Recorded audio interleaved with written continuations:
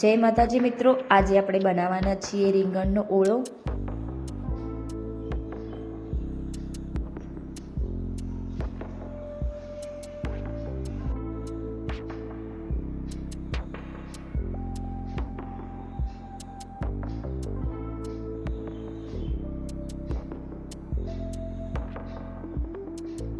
જો રીંગણનો ઓળો બનાવવા માટે આપણે આટલી સામગ્રીની જરૂર પડે છે। એક રીંગણ લઈ લેશું આ રીતે મોટું, પછી 2 ટામેટા, લસણ સૂકું અને લીલા મરચાં। હવે આપણે લસણને ફોલી નાખશું। ત્યારબાદ આપણે રીંગણને આ રીતે કટ લગાવી દઈશું।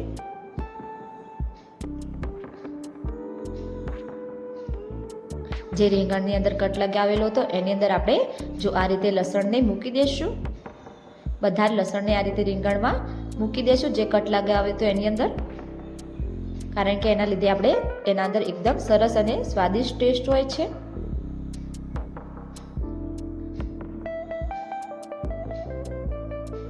જો આ રીતે શેકવાથી સ્વાદ એકદમ ખૂબ જ સરસ આવે છે। એના પર હવે આપણે રીંગણના ઉપર તેલ લગાવી દઈશું।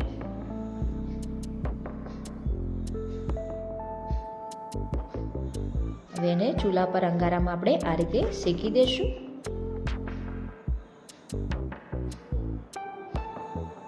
ત્યારબાદ આપણે ટામેટા પર પણ તેલ લગાવી અને એને પણ આપણે શેકી દઈશું।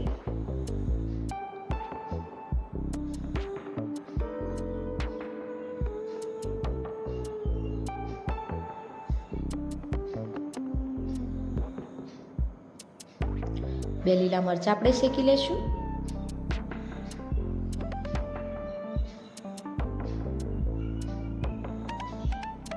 જો આ રીતે લસણ પર મૂકી દઈશું શેકાવા। હવે આ બધું આપણે સરસ સારી રીતે શેકાવા દઈશું એને। જો આ રીતે અંગારા પર શેકવાથી એકદમ ટેસ્ટી બને છે।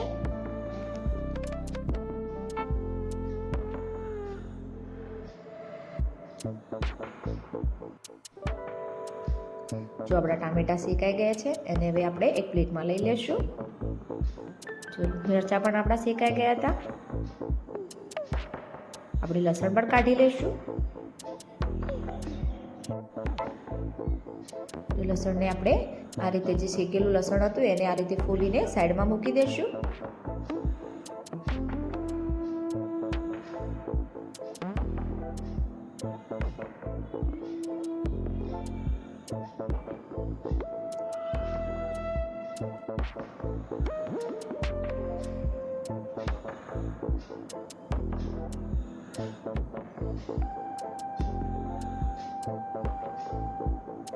મરચાં પણ આપણે આ રીતે લઈ લેશું। ચાલો રીંગણ હવે શેકાઈ ગયું છે એને પણ આપણે લઈ લેશું। હવે ટામેટા ઉપરની આપણે બધી છાલ ઉતારી લેશું।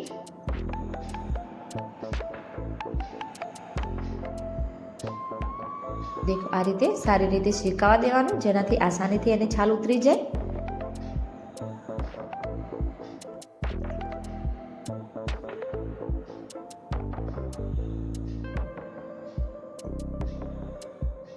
હવે આપણે રીંગણ ઉપરથી પણ છાલ ઉતારી લેશું।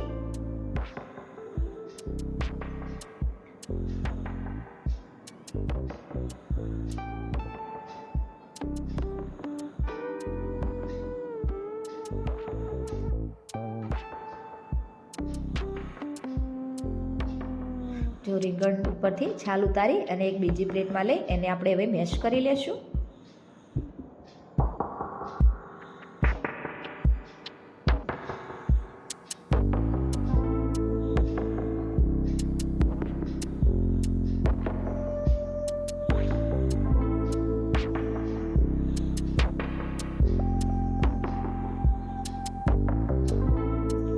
ટામેટા પણ આપણે એની અંદર મેશ કરી લેશું।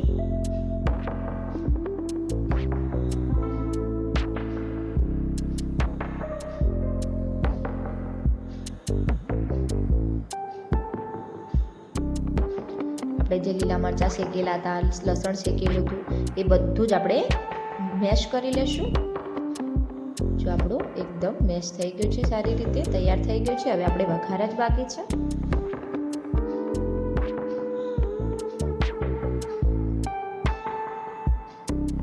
પેન લઈ લેશું, એને ગરમ થવા દેશું.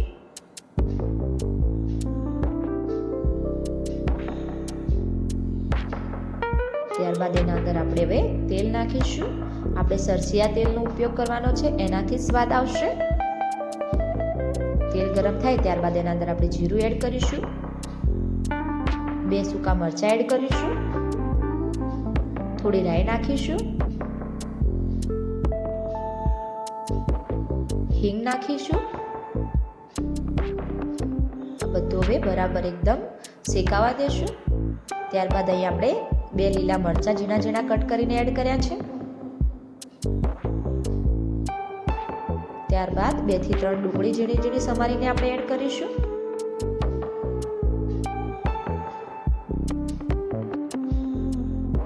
હવે આ બધું આપણે મિક્સ કરી અને 1-2 મિનિટ સુધી શેકાવા દેશું.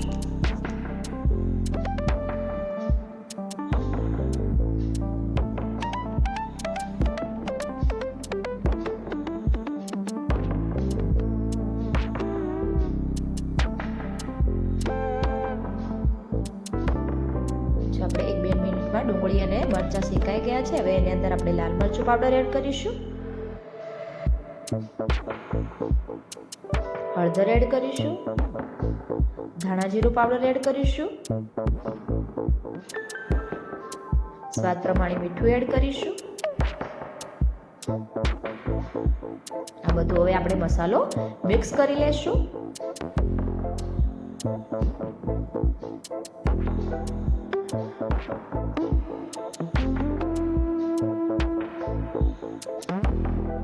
હવે એ શેકાવા દે એના અંદર જે આપણે બનાવેલું હતું રીંગણ, ટામેટા અને જે બધું મેશ કરેલું હતું એ પણ આપણે હવે ગ્રેવી એના અંદર એડ કરી લેશું.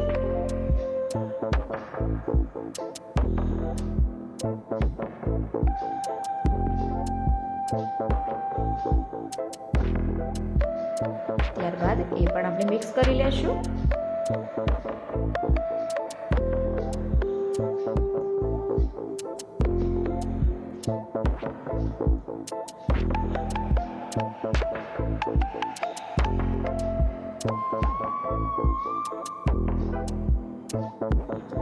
ચાબડો એકદમ ટેસ્ટી રીંગણનો ઓળો બનીને તૈયાર થઈ ગયો છે. તમે પણ એકવાર જરૂરથી ટ્રાય કરજો, એકદમ સ્વાદિષ્ટ અને ટેસ્ટી બનશે.